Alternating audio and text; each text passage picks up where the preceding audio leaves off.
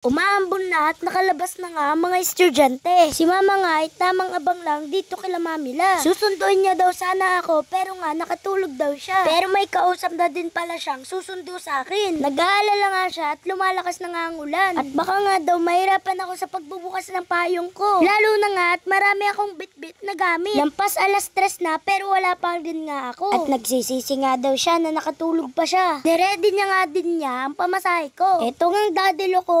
Kahit ulan na ulan, ay tuloy pa rin nga siya sa paggagawa dito. Ay mukhang magandang pwesto nga ayan sa barikan. Palakas na nga ng palakas ang ulan at finally dumating na nga ako. At tignan nyo naman ang itsura ko at buti na nga lang tumigil ang ulan. Hirap na hirap nga ako dito sa mga bit-bit ko. Si mama nga ay kumakatok dito sa tindahan para ibili ako ng tinapay. Kaso nga ay ang tindera hindi nga maabala. Itong pinsan ko tuwang-tuwa sa pagpapaanbon. At mabuti na nga lang, magaling din siya umiyas sa garote. Inuwi ko nga muna itong mga libro ko para malagyan ng plastic cover. At magaling na nga lang, ay hindi ko naiwanan itong lunch bag ko. Sinasabi ko dyan kay mama na may groupings nga kami kanina. At ako nga, napiling leader nila. Kailangan nga namin gumawa ng chant o ang tinatawag na yell. Nag-check na nga si mama ng mga sinulat ko sa notebook. At mayroon nga din akong assignment. Nagsagot na nga agad ako habang fresh pa sa utak ko yung ginawa namin kanina. Habang ako nga ay naggagawa diyan, hindi nga ako makapag-focus at ako nga ay kinakausap nitong pinsan ko. Kaya pumunta nga kami ni mama sa garahe para doon ipatuloy ang pagsasagot. At nakita ko nga itong ate ko na nanonood ng Attack on Titan. Kaya sinilip ko nga sa bintana. At sabi ko nga sa kanya, manonood din ako pagkatapos ko gumawa ng assignment. Ang assignment ko nga ngayon ay gumawa ng 3 pangungusap na sani at bunga. Naintindihan ko naman ang kahulugan nito pero hindi ko nga kaya gumawa ng pangungusap. Maya-maya nga nakita nga ako ni mama na tumutulo ng luha ko. Dahil naalala ko na naman nung iniwan mo ko. Nyaro!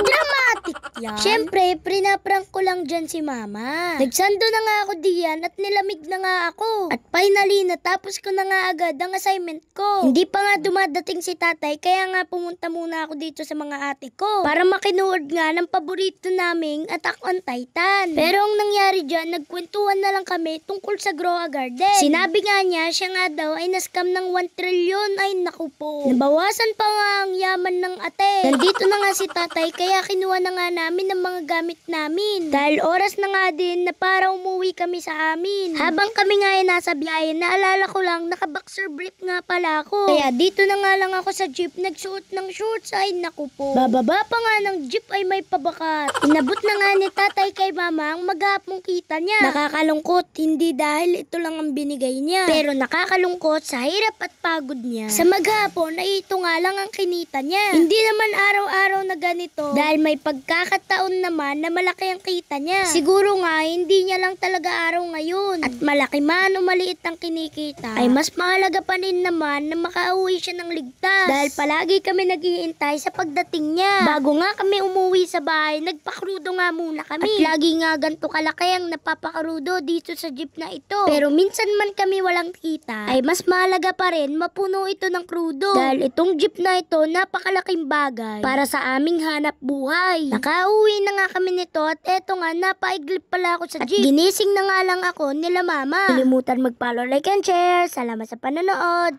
Thank you Lord.